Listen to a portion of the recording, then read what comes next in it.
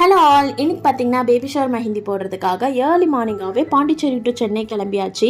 என்னோட பிரைட் கௌரி பார்த்தீங்கன்னா ஆல்ரெடி ரொம்பவே பழக்கப்பட்டவங்க தான். இவங்களோட மேரேஜ்க்கு ஹோல் ஃப்ரெண்ட்ஸ் அண்ட் ஃபேமிலிக்குமே நான் தான் மெஹந்தி போட்டிருந்தேன். ஸோ அப்போவே சொல்லிட்டாங்க, இனிமேல் எந்த மெஹந்தி ஃபங்க்ஷனாக இருந்தாலும் கண்டிப்பாக உங்களை தான் புக் பண்ணுவோம்னு சொல்லியிருந்தாங்க. அதே மாதிரியே இந்த வாட்டியும் பேபி ஷவருக்காக என்னை புக் பண்ணியிருக்காங்க.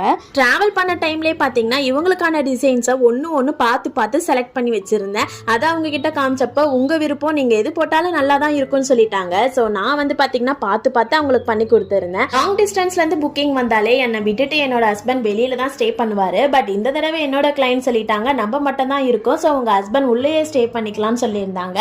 ஹோல் டே ஃபுல்லாக அவர் என் கூடவே இருந்து நான் என்னென்னலாம் பண்ணுறேன், எப்படிலாம் மெஹந்தி போடுறேன் அப்படின்றத நேரில் பார்த்தாரு. ஸோ இந்த ஆப்பர்ச்சுனிட்டி கொடுத்த என்னோட பிரைட் கௌரிக்கு ரொம்பவே தேங்க்யூ. ரொம்ப பொறுமையாக ரெஸ்ட் விட்டு மூவி பார்த்துட்டே மெஹந்தி போட்டதில் டைம் போனதே தெரியல. கிளைமேட்டும் பார்த்தீங்கன்னா ரொம்பவே சூப்பராக இருந்துச்சு. நானும் என் ஹஸ்பண்ட் பொறுமையாக பேசிக்கிட்டே வீட்டுக்கு வந்து சேர்ந்துட்டோம். வீடியோ பிடிச்சிருந்தா லைக் பண்ணுங்கள். நெக்ஸ்ட் வீடியோவில் பார்க்கலாம். Bye by.